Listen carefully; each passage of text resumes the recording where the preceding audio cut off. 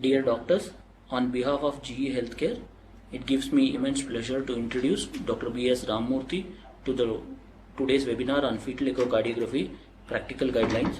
Dr. Murthy is a very senior radiologist and has a very strong inclination towards fetal medicine.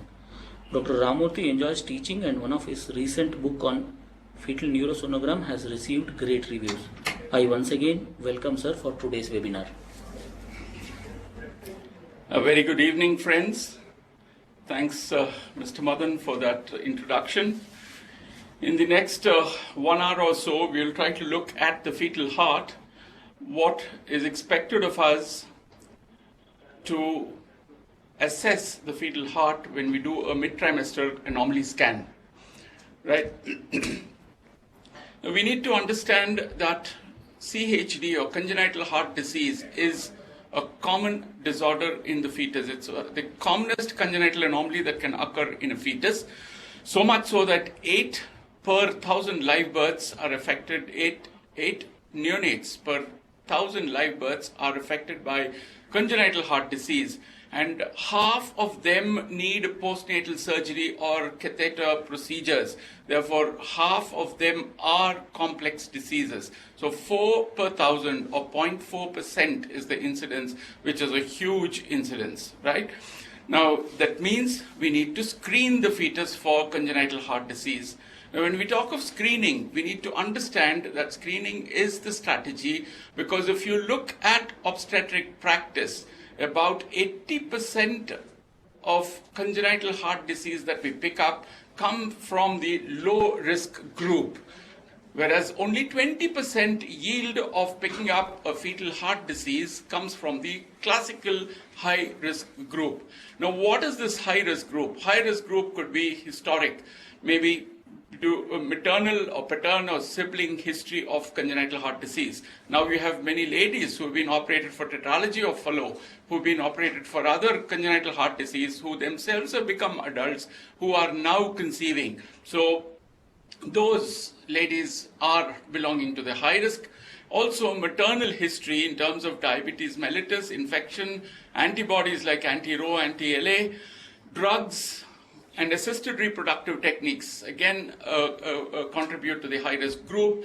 And lastly, the fetal, a very important contributor. You've done a first trimester scan and you find a thick NT, a tricuspid regurgitation, ductus venosus, A-wave reversals, or a combination of that. You find extra cardiac anomalies, abnormal findings on a first trimester cardiac study. Now, we all do our inflow tracts, which are parallel, using color in the 11 to 14 week scan. We also do look for the outflow tracts which are crossing over in the first trimester scan itself. So in the process of looking at the first trimester heart, you might have findings which will tell you that this is a case which you have to follow up in the near future, maybe 15 weeks, 16 weeks, 17 weeks, or even the mid-trimester, to see if there's congenital heart disease.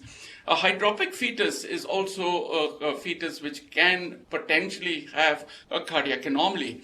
Aneuploid fetuses, you've done an aneuploidy screen, you've got a screen positive case, you've done a karyotype and karyotype reveals an abnormal, you've done a invasive testing and karyotype reveals abnormal karyotype, and that fetus should receive a good fetal cardiac study, because aneuploid fetuses do have a high incidence of CHD.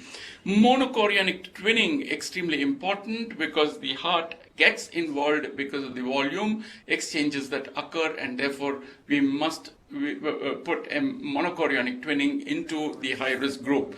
So all the others, without any of these factors, the regular run-of-the-mill case belongs to the low-risk group.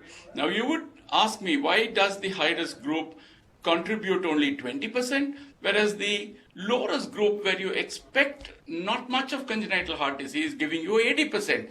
The reason is that the low-risk group is a huge proportion of the population, and that is why you get the greatest contribution, the bulk of the cardiac disease, CHD, from the low-risk group. And therefore, we cannot say, I will look at the heart only in high-risk cases. Wrong. you will look at the heart in every case, every fetus that comes under your care, which means that it's universal screening. When you say universal screening, you open it up to all the fetuses that come up under your care. Now, you can do this in the first trimester. You can do this in the second trimester, and this presentation will take you through what happens in the second trimester or the classical mid-trimester anomaly scan. Now, the term that we use to represent the cardiac examination in the mid-trimester is called extended basic examination. Extended basic because the basic alone gave us only the 4-chamber view as a guideline, but we know that the pickup with 4-chamber view alone is very, very low, and therefore you've got to extend it. Now, how do you extend it? It is by looking at the upper abdomen, 4-chamber view, LVOT, RVOT, and the 3-vessel view. I've put all these in white. You also have the 5-chamber view, which you get when you go from 4-chamber view to 3-vessel trachea view. You get your 5-chamber view and the 3-vessel view en route from 4-chamber to the 3-vessel trachea view. So therefore, you can, if you regard these also as views, you will have 2 more, but if you don't take these into consideration, you have 2 less. So upper abdomen, 4-chamber, LVOT, RVOT, 3VT. Remember, echocardiography does not start in the fetal thorax, it starts in the fetal abdomen, and therefore the first plane that we have to look for and make it a protocol driven is that we start with the upper abdomen, right? So this is the minimum basic protocol that we follow in every mid-trimester anomaly scan. This is not a high-end fetal echocardiography that we are talking about. It's just the entry level. It's just what bare minimum that we need to do to this particular fetus when you see the fetus in the mid-trimester anomaly scan window. Now, what do we employ? We use grayscale, or also known as B mode. You use M mode. You use color Doppler. Color Doppler, in fact, is a necessity. It is not that you turn the color Doppler on when there's an abnormality. You turn the color Doppler on default in every case, and I'll show you some cases where this has actually helped. Whereas spectral Doppler, tissue Doppler, 4D, and things like spectral tracking, so on and so forth, are a part of the traditional fetal, specialized fetal echocardiography or advanced fetal echocardiography. So what we will do really in this presentation is to look at the extended basic examination. And the first plane, as I said, starts from the upper abdomen. So in the upper abdomen, you need to have a transverse section. This is an axial section, and that's how the section runs through the upper abdomen. We need to first look at the fetus in terms of its orientation in space. Because once you know that a fetus is oriented in such a position, in a particular position, you will call off your own. If you imagine yourself in the fetal position, you will call your right as the fetal right. You will call your left as the fetal left. And that's extremely, extremely important to mark the sides of the fetus, to mark the sides of the fetus. And having marked the sides of the fetus, I know that this is left and this is right, because the spine is here and I have done the scan. This is a cephalic presentation. The head is in the lower pole of the uterus and the breech in the fundus. So in this orientation, I know my left is this, my left right is this. If I put myself in the fetal position, then therefore the fetal left and fetal right. After having allotted the sides to the fetus, I'm going to look at the transverse section of the abdomen and simply allot the sides which are being taken by certain key structures. The first key structure I'm going to look for is the stomach, and the stomach is clearly left-sided. Left-sided, left of the line which you can imagine through the median there. So left-sided stomach. The bulk of the liver is right-sided. You can see that there. You can see a bit of the spleen over here behind the stomach, which is also left-sided. The aorta is in the center, but not bang center. It's to the left of the center. It's center left, and the IVC over here is actually a little bit to the right of the IVC, and IVC is to the right of the aorta and anterior to the aorta. Now, all this takes is actually 2 seconds to say that this is left, this is right, stomach on the left, liver over here, aorta on the left, and the IVC anterior to the aorta and to the right of the aorta. So once this is done, you know that the organs in the stomach are organized in the proper fashion, and there is no abnormality as far as location, as far as situs goes in the abdomen. So abdominal situs is normal. Now we have to move on to the next, and the next is the all-important 4-chamber view. And remember, the transducer, which was cutting axially in the upper abdomen, now is moved translatory shift. You do angulation, nothing, no angulation, no rotation of the transducer, nothing whatsoever. You move from one level into the next level. So from the 4-chamber, from the upper abdomen, you go into the thorax. And when you go into the thorax, you find that the 4-chamber view comes into your the view, and you need to look at the 4-chamber view in a certain way, and that certain way is extremely important. We'll do that. So if there is a message in this presentation, what I'm doing, it is the checklist that one has to run when one obtains a view. You know how to obtain a view now. That's the grayscale. You know how to put in color, and you know the settings. You have done your equipment settings very well, and you know that you've got to turn the color on. So you've got these 2 clips with you, but what are you going to do with these clips will come a little later. So first we'll run through the transducer shifts, getting what we want, and then the all-important checklists we'll go through into each of these views. Now, to get the LVOT, my starting point was a 4-chamber view, which was an axial view, and now I have clockwise rotated the transducer by 45 degrees. When I do that, I get the classical LVOT that you see here, LVOT, and that's the color LVOT. You can see the aorta taking the blood away from the transducer in blue, and that's the aorta in grayscale imaging, right? Now, from 45 degrees, when I go bang mid-sagittal, another 45 degrees, so which totals up to 90 degrees from your axial, you get your RVOT. And RVOT is a mid-sagittal view almost. So you see the sternum there, anterior chest wall, you see the posterior chest wall, you see the spine happening there, and then you have the right ventricle and the pulmonary artery. You have the right ventricle there and the pulmonary artery. So it's almost a mid-sagittal section. So axial view of the 4-chamber, then you move 45 degrees, LVOT, another 45 degrees is your RVOT. Now you come back. Once you have finished your RVOT and LVOT, you get back to your 3-vessel view. You get back to your 4-chamber view. You know how to do it. You derotate. You had gone clockwise, you go anti-clockwise, get your axial view, recover your 4-chamber view, and then from this level, you do another translatory shift upwards. Just like you moved from the upper abdomen, you moved into the thorax by a translatory shift, another translatory shift above, you get through your superior mediastinum, and in the superior mediastinum, you have your what are the vessels that you see here? From the right to the left, you have the SVC happening, then the aorta, then the pulmonary artery. That's the right, that's the left. So you'll have to look at the 3-vessel view.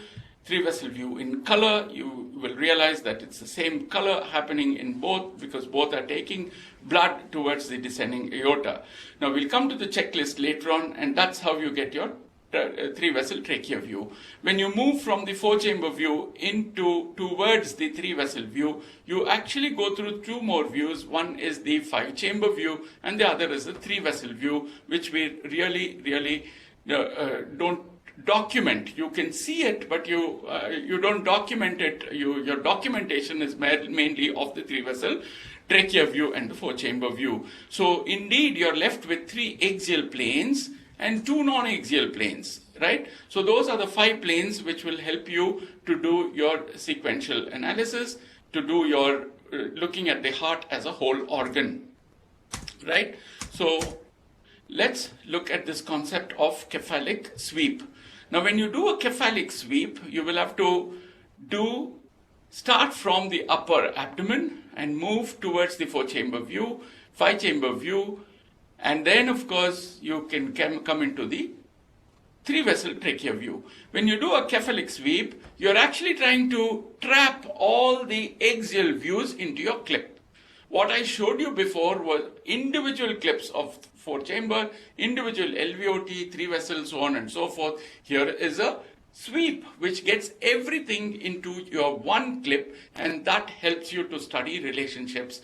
So therefore, now this is a cephalad sweep. What I'm going to do is to just recover all the views that we spoke of. See, the first bookmark I've done gives you the abdomen. The second bookmark I've done gives you the 4-chamber view. The third bookmark I've done gives you the 5-chamber view. That's the aorta. You still have the 4 chambers, so you call it the 5-chamber view. Then you have the 3-vessel view. 3-vessel view. What you have is the pulmonary artery, left, aorta, and the IVC. You don't have the aortic arch here. You only have the pulmonary artery and the ductus arch. You have in long section, you have the short section of the aorta, and you have the SVC here. That's the trachea, which is actually dividing into the carina over here. It's actually bifurcating into the 2 bronchi there. So this is a 3-vessel view. And also remember the fact that in one plane, if you're cutting the long axis of one great artery, and in the same plane, if you see the short axis of the other artery, these 2 arteries must be perpendicular to each other, which tells us that this is an excellent way to show that yes, you have recognized that the 2 great arteries are perpendicular to each other at their origins.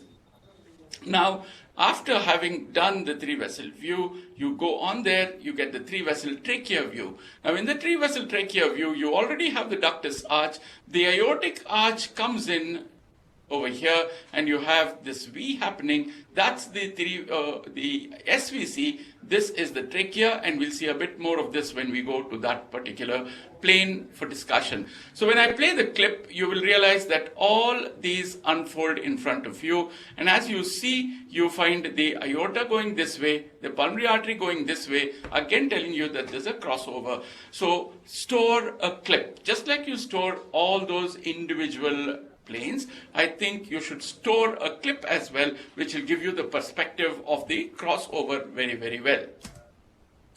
Now we'll come on to the 4-chamber view. Now, before we jump into the 4-chamber view and try and identify the vessels, the connections, the chambers, so on and so forth, we need to look at the heart as a whole.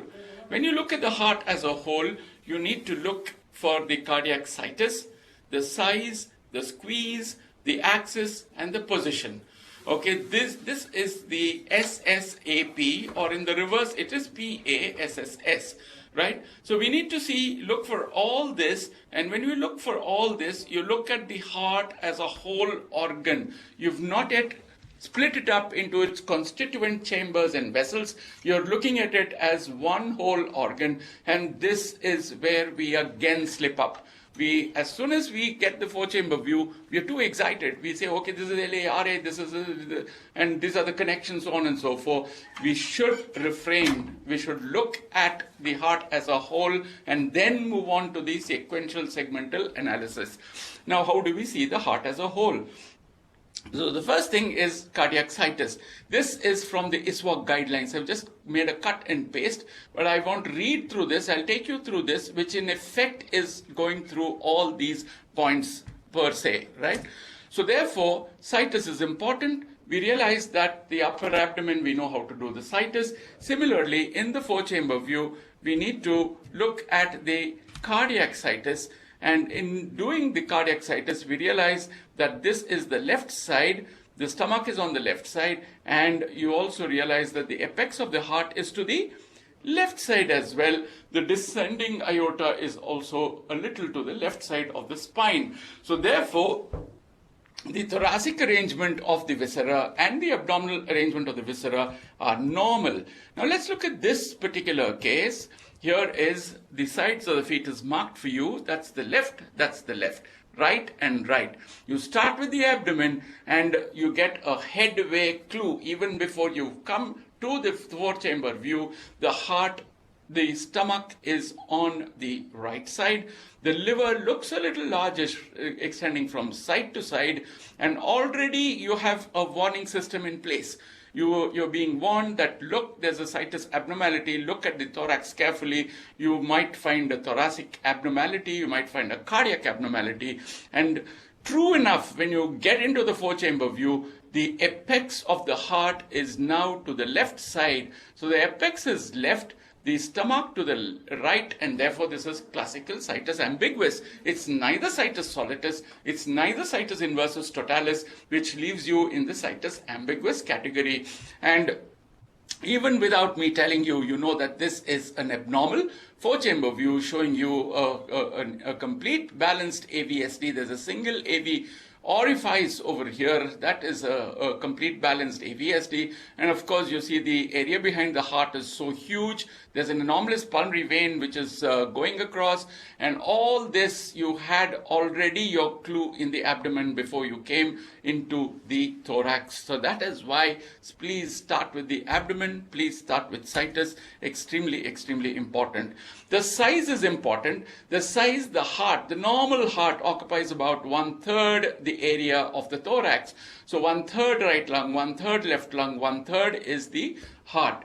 Now, you can do this subjectively, and that is what we do in our daily practices. We don't go around measuring these area cardiothoracic ratio or circumference cardiothoracic ratio in every case that we see. You eyeball, and if your eyeballing tells you that the cardiac size is normal, you don't go around measuring. But if you have to measure, you can measure in terms of area CTR or circumference CTR. You need to draw perimeters around the thorax, perimeter around the heart, and if you're using area, 33%. Any area cardiothoracic ratio more than 33% is cardiomegaly. Anything on the circumference CTR more than 50% is cardiomegaly. Now let's look at this clip. Here is a heart which is definitely large. I'm not going to go and measure the CT ratio. It's hard, it's large, it's globular. Normal heart is more longer, then wider, then a globular heart, where the globular heart is also wider in comparison with the length. So it's a globular heart, it's an enlarged heart, and of course you also realize that the contractility of the ventricular myocardium is poor. You see that the cardiac ventricle is not really contracting very well. Compare this to this. Look at the myocardium here, brilliantly contracting. This is poor contractility, dyskinesia, and because the contractility is no good, the passage of blood from the atria to the ventricle is also no good. The atria are also not contracting well. When the blood flow is no good, passing from atria to ventricle, the valves don't open and shut like this. You can see the valves which are opening brilliantly, very, very exuberantly opening here. Here they are not opening at all. And you see this is called the clapping hand sign. You see that the valves don't fully open, they just go a little bit and then they come back. So that's an example of dyskinesia. So squeeze is not there, cardiomegaly, yes. Right, and now we go on to another important point, and that is cardiac axis. We all know that the axis of the heart is done by two straight lines. You draw a straight line across the spine and the sternum, and one across the interventricular septum, interradial septum, and this should be between 25 and 65 degrees, right? Whereas, look at this. Here is a heart which shows you that this angle is much more than 65 degrees. It's almost close to 90 degrees. So you call this axis rotation of the heart, and it's towards the left side, so it's a left axis rotation. Some people use the term left axis deviation. And why are we looking at this? This is again a very strong marker of conotruncal abnormalities, of outflow tract abnormalities. Now, in the same case, when I show you the LVOT, you will realize that there is a malalignment. VSD over here, overriding of the aorta, and the pulmonary artery in this particular case was narrow, and that's a tetralogy of fellow that you're dealing with. So the axis rotation was actually telling you that there could be a lurking conotruncal anomaly or an outflow tract anomaly, and true enough, you picked it up. So just like the situs, you have the axis, which also is a potential warning system which is inbuilt into your protocol. From there, we move on to the shift. So remember, axis is the heart turning on its own vertical axis, whereas shift is the heart moving one side or the other side.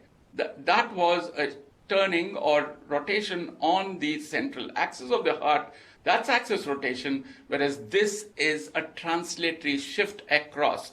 So this is easier to understand, and if there is a space occupying lesion on one side of the heart, you get the heart displaced to the other side. So here is a left microcystic congenital pulmonary airway malformation. The heart is shifted to the right. Here is a pleural effusion there under tension, and the heart is shifted to the right. Here is a right lung aplasia. This is a pull phenomenon, not a push phenomenon. The left lung is normal, the right lung is missing, and the heart has simply moved to the right side. So it's a pull phenomenon which has occurred. This is a bronchogenic cyst, right lung. The heart is moved to the left side. And these are all very evident cases. Let's stop these clips. These are all very evident, but in less evident cases, you need to be very critical in your observation. Critical in the sense that if you draw a midline median from the spine to the sternum, in the normal situation, that's the line I'm talking about. This is the line. Sorry, this is the sternum. This is the if you look at the heart in relation to this line, you'll find 2/3 of the heart to the left and only 1/3 of the heart to the right of the line. And that is one thing we should bear in mind. Now, if you have that concept and if you have that in your checklist, when you do your heart as a whole, in that light, I want you to see this. Now, imagine a straight line here. What's happened? This is left. This is right. You had to see only 1/3 of the heart to the right of the line. And what's happening here? You have almost the whole heart. Almost the whole heart is to the right side, right? If you're tired, you might, towards the end of the day especially, you might miss this happening. You might say, oh, it's normal, the four-chamber view, but actually there's a mediastinal shift, and the mediastinal shift to the right is due to something happening in the thorax there. Now I want you to see the echo pattern here. That's the lung echo pattern. The echo pattern here is definitely not that of the lung. You will see that it's intestine. This is only intestine herniating into the thorax. The stomach is intra-abdominal, and this is the MRI of the same fetus showing you the normal right lung there, but this is the bowel that you see on MRI. And again, if you draw a line here, you will realize that more than 2/3 of the heart is moved to the right, very little left on to the left, and that is due to this only intestine congenital diaphragmatic hernia. So oftentimes especially when there's a right-sided cardiac, when there's a right-sided diaphragmatic hernia, or when there's only bowel left-sided hernia, the mediastinal shift is the one which gives you the headway clue, and building on this clue, you can reach your final diagnosis, right? So from there, we move on to the issue of pericardial fluid. Now here is an image that you see here. That's the four-chamber view of the heart, and you have some fluid happening there. Some fluid happening outside the heart over here. This is normal. This is normal pericardial fluid. That's normal pericardial fluid that you have here. You can see that sliver of fluid is normal. Not to call it pericardial effusion, the cutoff is 2 millimeters. If you measure the thickness of the fluid, an inner to inner measurement, and it's less than 2 millimeters, that is not pericardial effusion. Whereas here, in this particular case, you have some floating echoes in the fluid out there, and also the pericardial effusion definitely is more than 2 millimeters. I would definitely use the word pericardial effusion here, there's no doubt about it. The heart also is enlarged. If you carefully look, the heart is definitely enlarged, the cardiomegaly which has happened there. And in this case, of course, it's a huge pericardial effusion. Those are the lungs which are pushed behind. This is not a pleural effusion because the lungs are pushed backwards posteriorly, and this is the heart, which is a classical rocking kind of a movement that you see, a floating heart in a pericardial effusion, right? Now the rate is extremely important. The rate is the cardiac rate, and one look at this clip tells you that the ventricles are very slow. They are, they are not beating, they are not as busy as they should look. Whereas the atria look busy. You have almost 3 beats of the atrium to 1 beat of the ventricle. The ventricular myocardium is thick. It's faintly hyperechoic. It looks rather spongy. And most importantly, the crux of the heart is absent. You have an AVSD which is happening, and there's an AV regurgitation also that you can see in blue over here. So the first abnormal finding that you can get in a four-chamber view of the heart indeed can be the rate. So when you look at the heart, and because you've seen so many hearts with normal heart rate, once you have a tachycardia or a bradycardia, you will know that this is a problem by just eyeballing. And once you have eyeballed, you will use your M mode, and you will find out that the atrial heart rate is 124, 142. The ventricular heart rate is 56, which translates roughly into a 3:1 heart block, a second degree heart block that you have. So much for looking at the heart as a whole organ. Now we move on to sequential segmental analysis. And what is this segmental analysis all about? We need to understand that the heart comprises of the venous level. The blood reaches the heart through the pulmonary veins on the left side, the SVC, IVC on the right side, reaches the atria connect up with the ventricles, and the ventricles pump blood into the great arteries, right? So there's a venous level, atrial level, ventricular level, arterial level. So the 4 levels connected by 3 junctions, the veno-atrial, the atrioventricular, and the ventriculo-arterial junctions. And there are 2 sides to the heart, the right-sided heart structures, the left-sided heart structures, and therefore 2 sides, 3 junctions, a total of 6 connections. So if you, by using your skill and using all the views that we've already seen now, and which we will take the checklist up now, if you, by your skill, are able to say that these 6 connections are normal, you would have said that this is a normally connected heart. And that is what sequential segmental analysis is all about, right? Now, okay, so again, the ISWAG checklist over here. I'm not going to take you through these points. We will right away try and look for these points in the pictures that we're going to look at. One of the main things that we see when we look at the 4-chamber view is that there are 4 chambers, right? So the first and foremost, a 4-chamber view is called a 4-chamber view because you're able to very easily recognize 4 chambers in there. So if there are 2 chambers, if there are 3 chambers, your antenna go up, you know there's something wrong which is happening.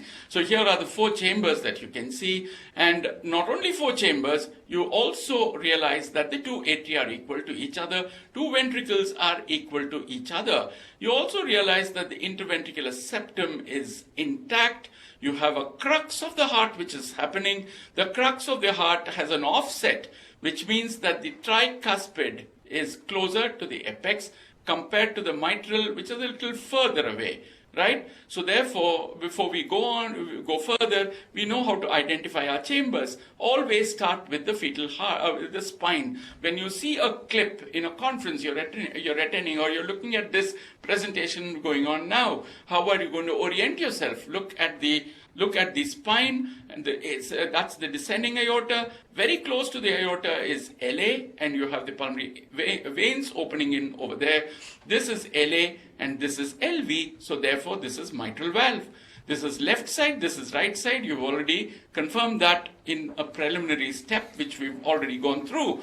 Now, if this is LA and LV, this is RA and RV out there. So this is interventricular septum. This is the interatrial septum. This is called the septum primum, or that's the drumstick, which is very important to recognize. This is the foramen ovale over there. This is the tricuspid valve closer, mitral valve further. So you have the interventricular septum here. You have the interatrial septum here, and this small little bit over here, thanks to the offsetting of the tricuspid versus the mitral valve, you have a small segment of the septum which is separating the right atrium from the left ventricle. So this little septum is actually the AV septum. The AV septum, atrioventricular septum, interventricular septum, and interatrial septum. Very important to recognize all this, and of course the contractility of the heart we've already studied. So we said that these two chambers should equal each other, those two chambers should equal each other. In the light of that, let's look at this clip. Here, you will definitely agree with me that the right atrium looks larger than the left atrium, and also the tricuspid valve looks a little abnormal compared to the mitral valve. Now, this valve shows a lot of offsetting. It should have been somewhere here, but it's moved closer to the apex, and when that happens, you know the diagnosis is Epstein's anomaly. You immediately turn the color Doppler on, and when you turn the color Doppler on, you have tricuspid regurgitation, which starts way deep within the chamber of the right ventricle. Regurgitation should have started somewhere here, but because of the valvular displacement out there, the regurgitation starts from deeper within the chamber.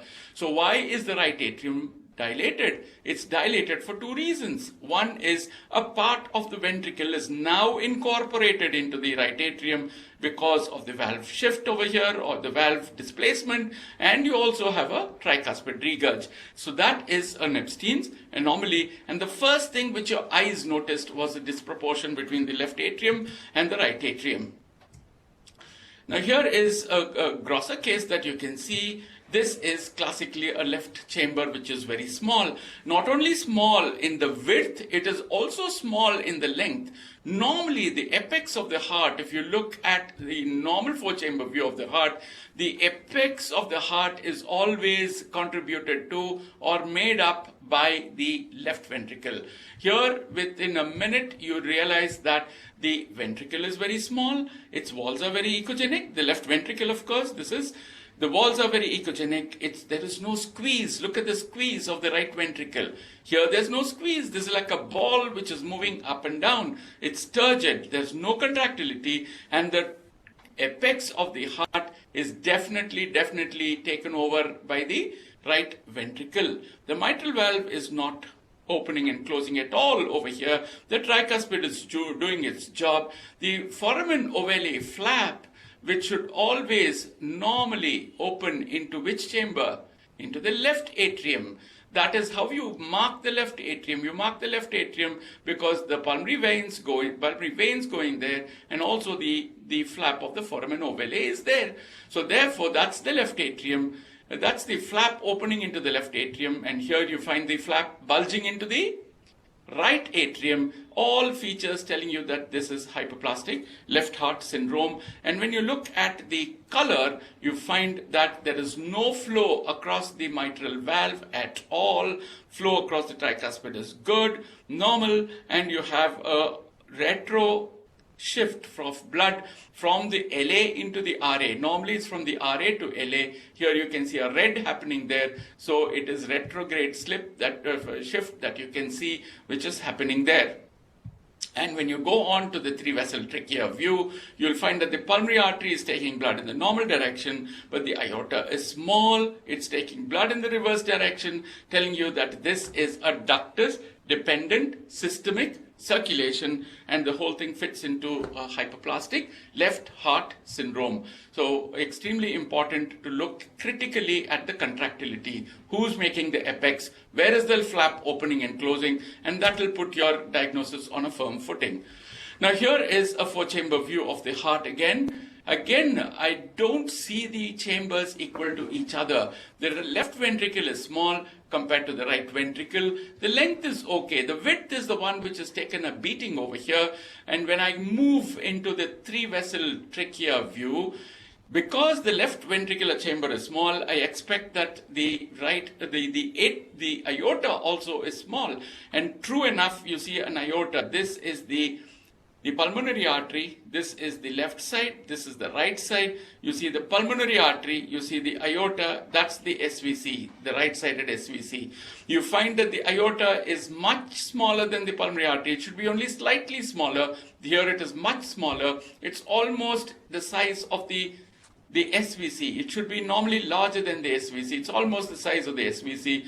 And there's also a fourth vessel over here, and that's the left SVC, the LSVC. So the aorta is small, the left-sided chambers, atrium and ventricle are small, all telling you that you might be dealing with a coarctation of aorta. And true enough, when you do the aortic arch view, you have an aortic arch which is very, very narrow. Those are the neck arteries which are starting there, and therefore you know that this is a coarctation of aorta with a left SVC at 32 weeks. At 20 weeks, this was a normal study, and I will not take you through the clips. It was, believe me, a normal study. So when you have a disproportion, you've got to actually objectify the disproportion. So you fall back on Z scores, and this shows you the end diastolic diameters of the left and the right ventricle, the diameters of the pulmonary artery, the aorta, the isthmus of the aorta, so on and so forth. And with this, the cardiologist can really prognosticate and take this couple across with the appropriate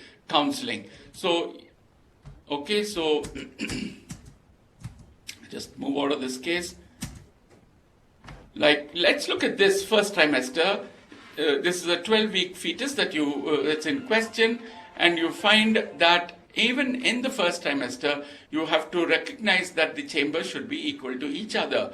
Here, right away, you know that this is left, this is right. The right-sided chambers are large, the left-sided chambers are comparatively small, and when you turn the color Doppler on, you have a massive tricuspid regurg which is happening, not from the region of the AV ring, but it's starting deep from within the ventricle, almost from the apex, telling you again that this is an Epstein's anomaly, and you picked up an Epstein's anomaly at 12 weeks. Look at the nuchal translucency. Nuchal translucency definitely is thick, telling us that yes, a thick nuchal translucency is not only a marker of aneuploidy, it's also a marker for congenital heart disease. On the other hand, let's look at this particular case scenario, and here you have a four-chamber view. This is not working, doesn't matter really. I'll show you on the still itself. This is a spine, this is the LALV, this is the RARV. The RV is small, there's an interventricular septal defect, the tricuspid valve is thick and just like a diaphragm. The mitral valve is normal, and the left ventricular chamber is small. So when you go to the three-vessel view, you expect the pulmonary artery to be small, and true enough, the pulmonary artery is small compared to the aorta, and this is a classical tricuspid atresia with VSD, and your four-chamber view tells you very, very eloquently that the chamber asymmetry is eye-catching, and you know that the tricuspid valve is not moving. Normally, both the mitral and tricuspid should move well. Here, the tricuspid is not moving. The mitral alone is moving, a TAVSD. So, this clip works now.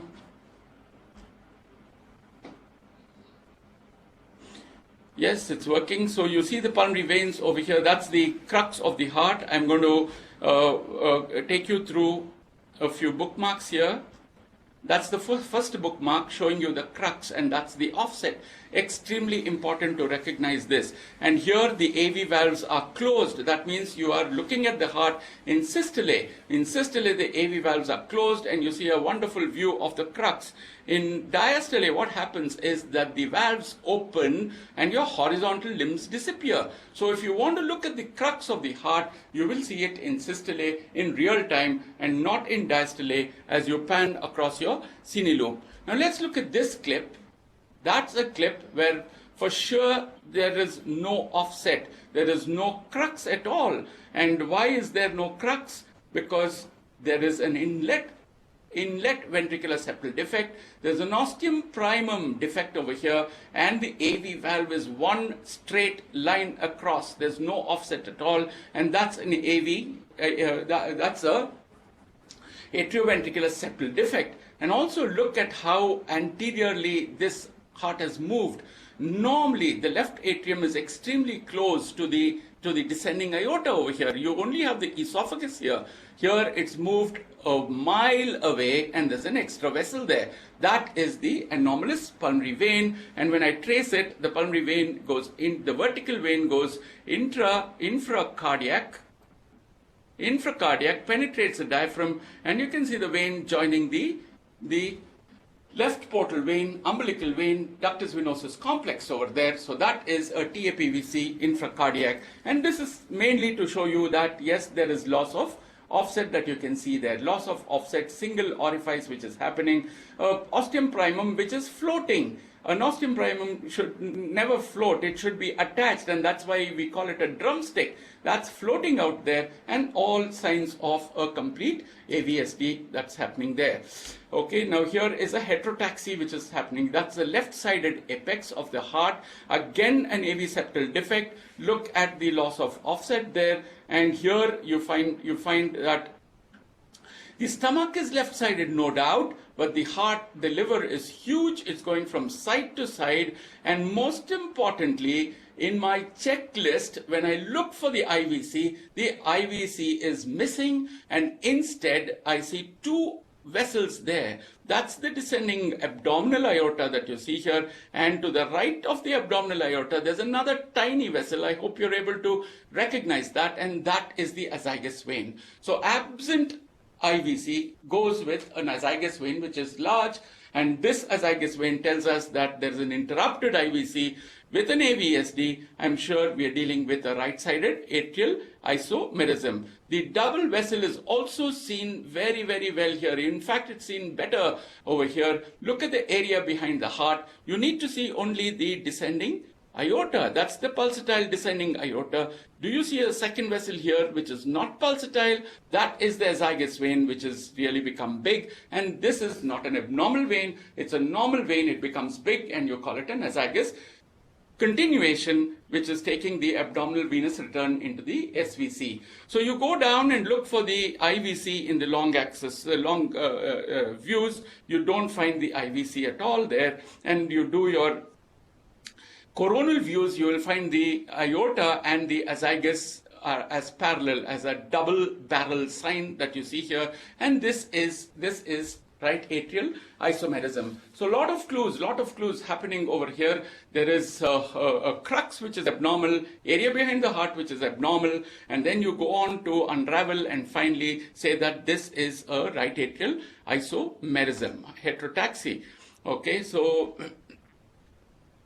now again, intrinsic ventricular features are important. As I said, this is normal. You see the tricuspid closer, that's the moderator band.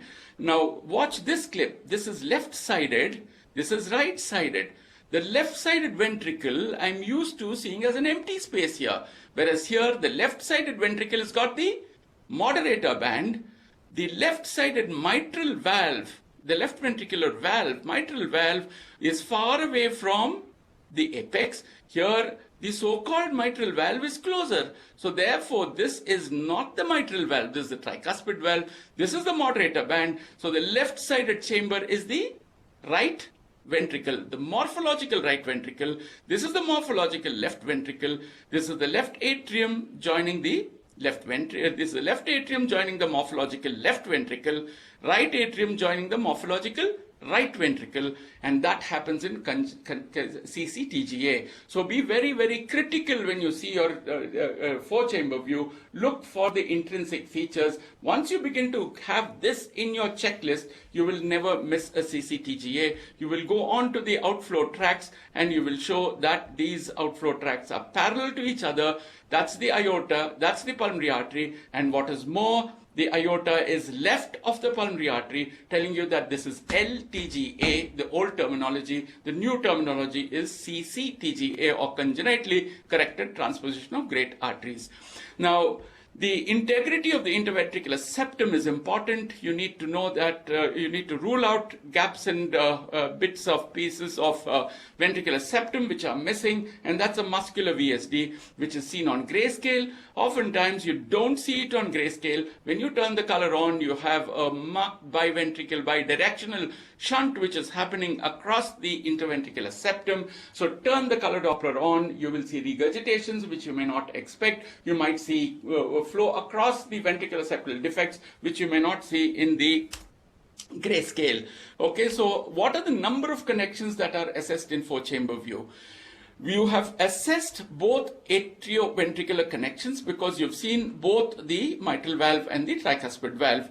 You've also assessed the left veno-atrial connections in the sense that you've seen the pulmonary arteries which are getting into the left atrium. So out of the 6 connections, you have actually wiped 3 of them neat, and that is why four-chamber view is extremely, extremely important. It gets you halfway across the sequential segmental analysis. And that's a recap of what we did, and that's the ISWOC guidelines. From there, we move on to the LVOT, and in LVOT, the first thing that we're going to do is to recognize the presence of a great artery. The great artery is there, yes or no? Yes, it is there. It starts from the left ventricle. Again, that's the spine to orient yourself. Spine, descending aorta, LA, LV, mitral valve. Can you see the mitral valve opening, closing there? Yes. So that is the great artery coming from the left ventricle, and the great artery is pointing to the right shoulder of this particular fetus, right shoulder. That's the classical direction which we must acknowledge. We also should realize that the aorta has an anterior wall and a posterior wall. When I trace the anterior wall, it goes into the interventricular septum, and this continuity is extremely important. Membranous VSDs come out over here, and this is important to document. The posterior wall actually continues into the anterior leaflet of the mitral valve. So aortoseptal, aortomitral continuity. The cusps of the aortic valve are thin, they are not thick. And if you see the cusps, they only come together in diastole. In systole, they open, they disappear. In diastole, they come back. So its blinking aortic valve is extremely important to say that this aortic valve is normal. Now, here is the first clip that I'm going to show you. That is a LVOT, and from a mile away you know that the anterior wall of the aorta is discontinuous with the rest, and therefore that's a membranous VSD over here. You can also see the turbulent shunt which is happening, the grayscale RBCs which are moving across the VSD out there. On the other hand, let's look at this clip. That is definitely an aorta which has lost its septal continuity, and what more, there is an overriding of the aorta that you see on the interventricular septal defect. And also the pulmonary vein is narrow. You can see the pulmonary vein bifurcating. There's a ductus venosus agenesis here, and the pulmonary artery and then the aorta, which should have been left of the trachea, is now to the right of the trachea. So this is a tetralogy of Fallot. This is absent. This is a tetralogy of Fallot with a right-sided aortic arch, with a ductus agenesis which is happening, and therefore we must be careful about 22q deletion in addition to karyotypic abnormalities. And malalignment VSD is the term we use for this. It's not only present in tetralogy of Fallot, also in absent pulmonary valve, PA VSD, common arterial trunk, double outlet right ventricle, so on and so forth. So that's an example of an LVOT abnormality. The sweep is important, as I said, because it tells you about the crisscross which is happening. That is the LVOT that you see here. In the same fetus, this is the RVOT. I've drawn one line across the aorta, one line across the pulmonary artery, and I transplant them here. I find them crossing each other. So the great arteries are parallel or are perpendicular to each other at their origin, and that can be made out by imagining these lines one, and also looking at the sweep. You'll see the aorta coming up this way, and you see the pulmonary artery coming up this way, telling you that this sweep is important. Now this sweep has to be recognized as a part of your study, and once you begin to look and seek for the sweep, you will find cases where you will have no sweep, as you can see in this clip. You will see that the pulmonary artery is coming from the left ventricle, the aorta is coming from the right ventricle, and they are parallel to each other. There is no crisscross at all. Again, here is another case. That is the parallelism that you see as I sweep. You see the arteries are parallel to each other. I'm going to bookmark here. That is the bookmark, and you will see that the arteries are parallel. So once you begin to recognize parallelism of arteries, you will go on to the realm of parallel great arteries, which you see in three conditions: complete TGA, congenitally corrected TGA, and also in double outlet right ventricle. So that is the aspect about the LVOT. Those are the aspects that we have to see about the LVOT.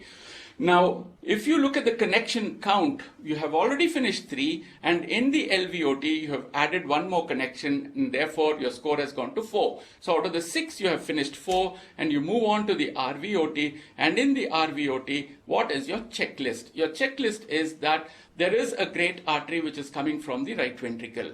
Now remember, the substernal ventricle, that's the sternum. Substernal ventricle is the right ventricle, yes? And from there, you have a great artery which is coming down here. So presence of the great artery, yes. But where is this great artery pointing? It's pointing directly to the spine. Remember, the pulmonary artery has a direct posterior course, points posteriorly. There is an axial bifurcation. If you do an axial view, you will find it bifurcating, and in the sagittal view, it continues as the ductus arteriosus, and just like the aortic valve blinks, you can see the pulmonary valve which blinks. It's thin cusps, and they open and close, they blink during the cardiac cycle.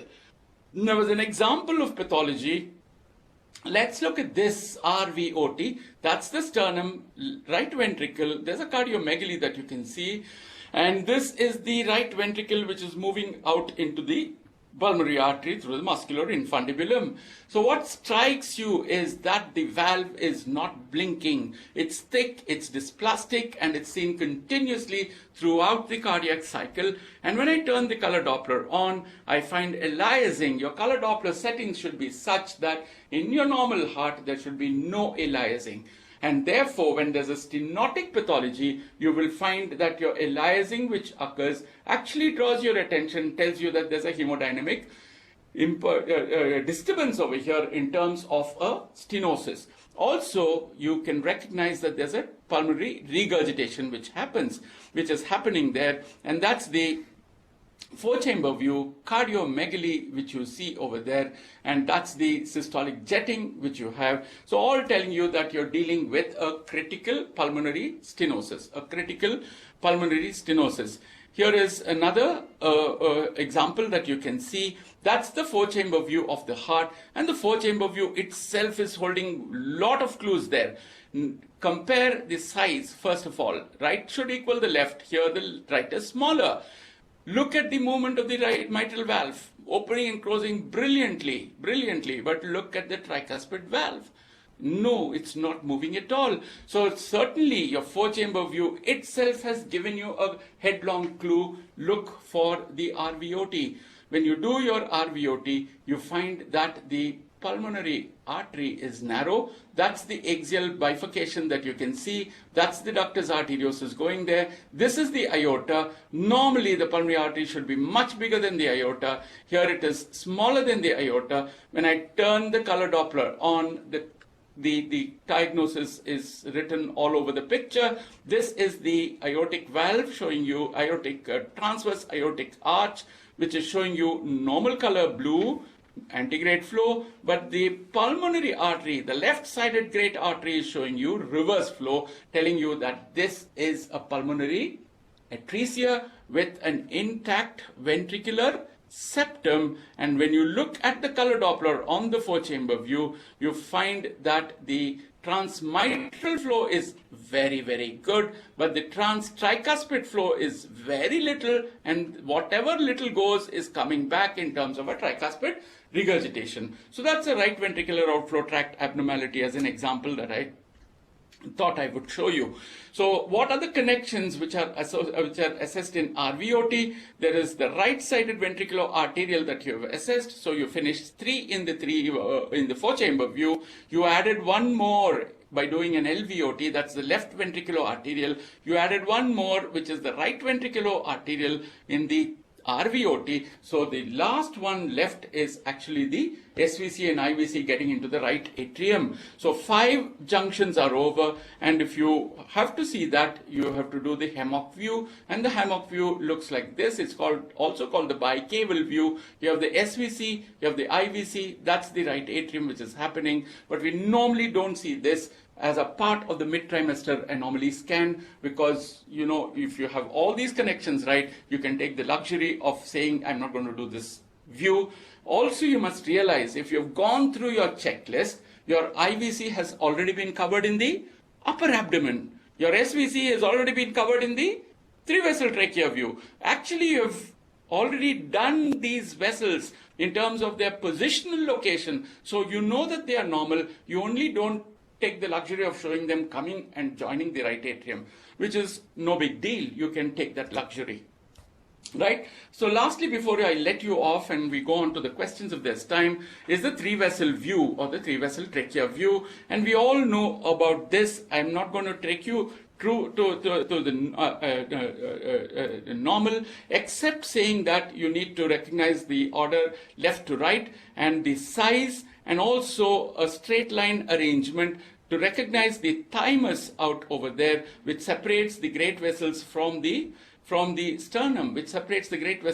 sternum, and you have the lungs on either side. Remember, the V, which you can imagine through the aorta, through the ductus arch and the aortic arch, moves to the left of the trachea, moves to the left of the spine, and if you begin to have this in your checklist, you will never miss a right-sided aortic arch, right? Now here is some examples that I can show you.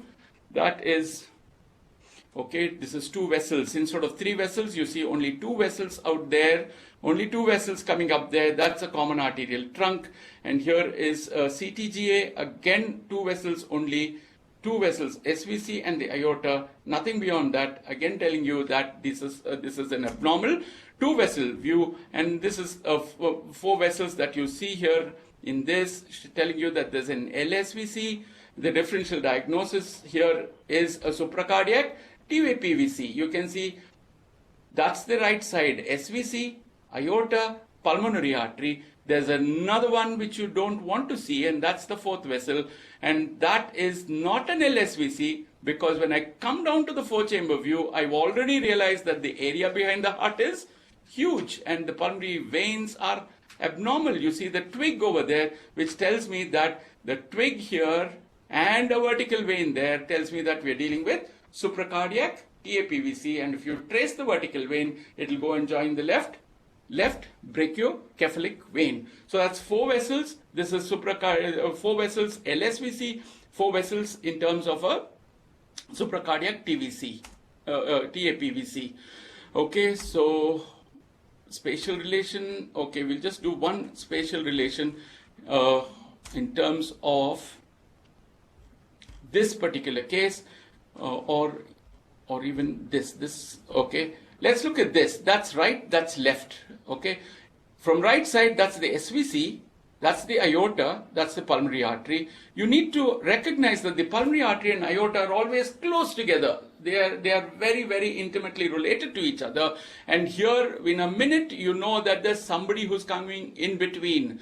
That's the aorta, that's the pulmonary artery. You have the trachea and the esophagus, which have come here, pushing the pulmonary artery to the right side. So this is the aorta to the right side. This is the ductus arch to the normal ductus arch to the left side, and therefore this is called the U type of right aortic arch.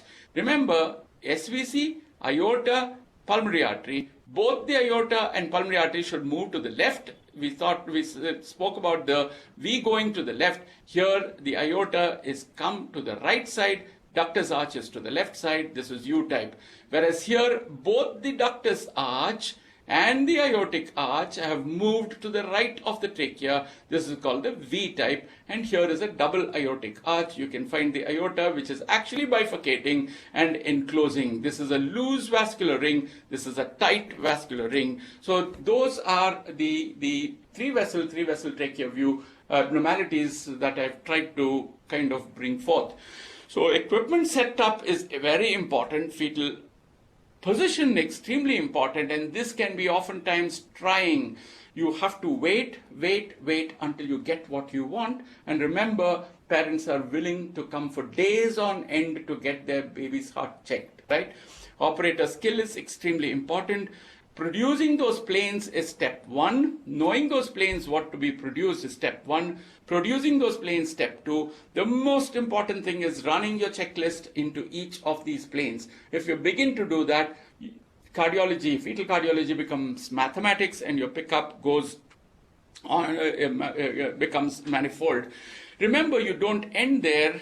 You look at the fetus as a whole, look for associated abnormalities, extremely important, and then look at the underlying problem. Are you dealing with a karyotypic abnormality? Are you dealing with a 22q deletion? You can ask for a karyotype. You can do an invasive testing. You can do a chromosomal microarray, which bundles the karyotype together with microdeletions together. You can do a CES, a clinical exome sequencing, if you're looking for syndromes, and it's best that you go through a genetic counseling session and decide on what testing for what. And most importantly, the cardiac outcome should be explained to the couple by a pediatric cardiologist so that they know, with knowledge, they make their decision for this particular pregnancy. So the first abnormality picked up leads to a detailed echo and to other findings. Remember, I've put detailed echo in inverted commas because a detailed echo is the norm. You're not doing the fetus a favor. It's up to us. It's expected of us to do the so-called detailed echo and to other findings, and then the final diagnosis. If the final diagnosis cannot be arrived at, you only have a bunch of findings and you're not sure what's happening, you need to seek another opinion. You need to seek another opinion. An example is an axis rotation.